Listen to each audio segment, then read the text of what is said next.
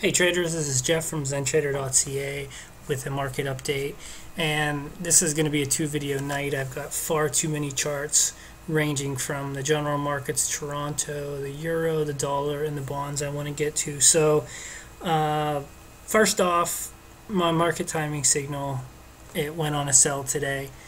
I emailed those of you who are on my free newsletter, and for those of you who aren't, you can sign up either from the main blog at zentrader.ca, or you can go to zentrader.net and just sign up.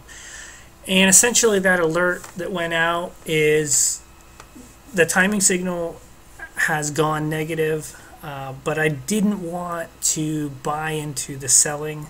I want to wait for a bounce, so I'll be sending another update out when I actually enter the trades that I'm looking to enter.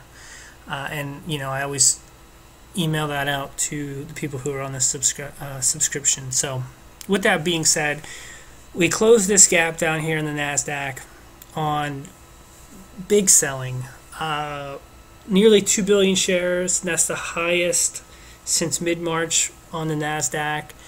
The pendulum has really swung from being extremely bullish, and we saw this coming with the head and shoulder breakdown. I just thought that there would be more of a bounce. Now Alcoa did report earnings after the bell, and it appears that the traders are responding to that favorably, so we'll see if that maybe lifts the markets tomorrow. I'm hoping that it does, because I'll probably be wanting to short into that. On the Dow,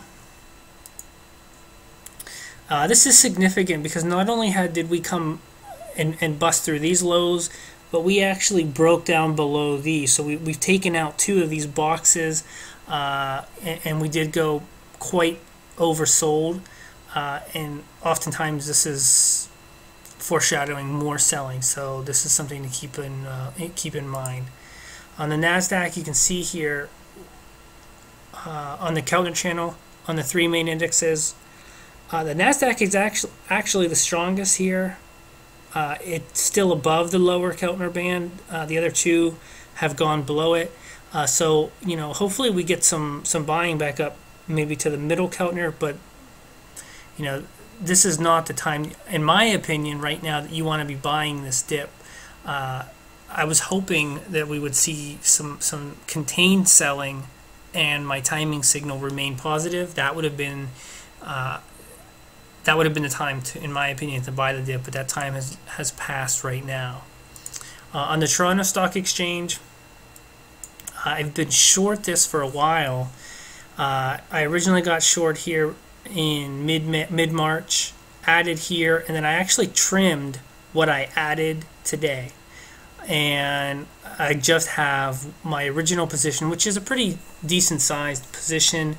I see no reason to cover that anytime soon. My target right now is somewhere between this measured move on the head and shoulder pattern all the way down to the December lows. So somewhere, if selling really starts to accelerate to the downside, could easily take us down. I mean, we're 200 points down from 11.7, another 400 from here. I mean, that wouldn't take much anything. Another thing I wanted to point out is we could rally up to about 12.1, and that would be completely fine. In fact, if that happened, I may add back what I trimmed today, because there's a confluence of resistance here. There's this neckline right here that you see, and then you would have this gap could act as resistance as well. So if over the next session or two, just extrapolate this out a day or two, so this will be coming down, and it should meet, if this takes the next couple days to kind of drift up. So maybe around 12,075 might be an area of resistance. And then the other thing I wanted to point out is a three-line break chart on the Toronto is extremely negative. Nothing bullish about this. If anything, these bars are getting smaller. That's one positive sign, but yeah, I wouldn't be a hero here. So I'll finish up with the next update.